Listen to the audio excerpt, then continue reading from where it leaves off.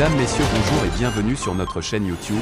Ici nous vous donnons la clé, alors si vous êtes nouveau, abonnez-vous et cliquez sur la cloche de notification pour ne plus rien manquer. Cela fait, on peut commencer. La France et ses complices de la CEDEAO, entre agressions verbales et invectives. Les autorités françaises ont multiplié des agressions verbales et autres invectives contre le Mali et ses dirigeants. Ces derniers mois, que n'a-t-on pas entendu de la bouche de Macron et certains de ses ministres, emboîtant le pas à leur maître français, certains chefs d'État de la sous-région, singulièrement Alassane Ouattara, Mohamed Bazoum et Oumarou Sissoko Embalo, ont aussi multiplié des propos hostiles et agressifs contre le pouvoir malien. Face à ces agressions, la réponse de nos autorités a été portée par le Premier ministre par intérim, le colonel Abdoulaye Maïga, à la tribune des Nations Unies. Dans ce concert d'invectives à l'endroit des autorités maliennes, le président Macron, champion des dérapages verbaux, s'est particulièrement distingué depuis des mois. De même que certains de ses ministres, plus précisément ceux des Affaires étrangères, se sont illustrés avec des discours discourtois à l'adresse des autorités maliennes.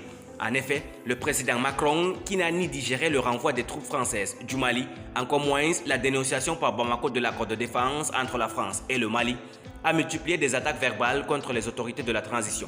Réagissant au discours de Kokala Maïga à la tribune de l'ONU en septembre 2021, il a qualifié de honte les propos du Premier ministre malien. Sur cette lancée vindicative, Macron déclare qu'il a été choqué par les propos du chef du gouvernement de la transition. Et il ajoute que les propos tenus par Kokala Maïga sont inacceptables. Visiblement en colère, le président français lance: c'est une honte et ça déshonore de ce qui n'est même pas un gouvernement issu de 2 coups d'État. La ministre des Affaires étrangères de la France, Catherine Colonna, déclare le 2 septembre 2022: la junte navigue a vu d'échec en échec. Au Mali, nous voyons progresser les groupes terroristes armés dans tout le pays. Les Maliens déplacés par milliers. Le régime, auteur d'un double coup d'État, s'en prend un jour au Danemark, le lendemain à la Côte d'Ivoire et toujours à la France pour tenter de faire oublier qu'il navigue à vue d'échec en échec, attelé à un groupe de mercenaires russes, a-t-elle poursuivi.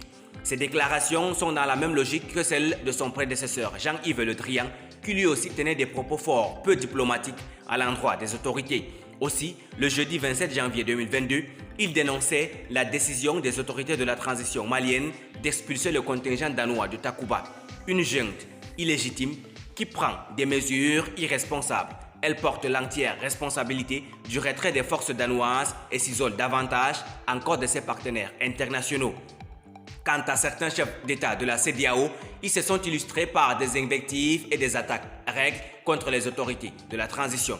Parmi ces dirigeants de la sous-région, visiblement aux ordres et au service de Macron, les plus en vue ont été les présidents Alassane Ouattara et Mohamed Bazoum. Ce dernier déclare le vendredi 9 juillet 2021 au sommet extraordinaire du G5 Sahel: il ne faut pas permettre que des militaires prennent le pouvoir parce qu'ils ont des déboires sur le front où ils devraient être et que les colonels deviennent des ministres et des chefs d'État. Qui va faire la guerre à leur place? Ce serait facile qu'à chaque fois qu'une armée dans nos pays a des échecs sur le terrain, qu'elle vienne prendre le pouvoir. C'est ça qui s'est passé par 2 fois au Mali. En 2012, les militaires avaient échoué. Ils sont venus faire un coup d'État. En 2020, encore, ils font la même chose. Ce n'est pas des choses acceptables. Merci pour votre aimable attention. Si vous êtes nouveau, n'oubliez pas de cliquer sur la cloche de notification et de vous abonner à la chaîne. Merci, à très bientôt pour une nouvelle vidéo.